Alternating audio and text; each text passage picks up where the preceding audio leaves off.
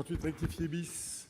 Oui, merci Monsieur le Président. Cet amendement 758 est très bien défendu. Par contre, j'aimerais, Madame la Ministre, vous parler d'un autre amendement que j'ai déposé à cet article, le 764 rectifié bis, largement cosigné, mais qui malheureusement était frappé d'irrecevabilité, car relevant du domaine réglementaire.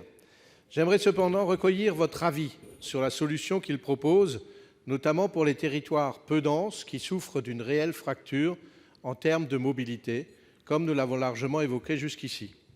Cet amendement visait à mener une expérimentation en matière de covoiturage entre autorités organisatrices de la mobilité et auto-écoles, aux fins d'intégrer l'apprentissage du covoiturage au sein de l'ensemble des programmes d'éducation et de formation en matière de sécurité routière.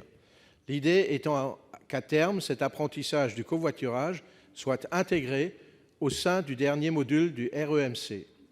Par ailleurs, cet amendement visait à permettre simultanément à l'apprentissage du covoiturage le transport de tiers et ainsi encourager une pratique innovante à petite échelle afin de répondre de manière pragmatique aux problèmes de mobilité des territoires peu denses qui ne disposent pas ou peu de transports collectifs et au sein desquels le covoiturage en tant que tel peut être difficile à développer efficacement. Je sais que vous explorez en ce moment des pistes innovantes de mobilité dans les territoires ruraux et périurbains dans le cadre du projet French Mobility, et la solution que nous proposions s'intégrait exactement dans une approche de Hitch rural envers laquelle j'ai compris votre bienveillance. Dans notre amendement, un décret devait d'ailleurs définir les modalités pratiques de transport des tierces personnes pour éviter toute concurrence déloyale avec les taxis et les VTC.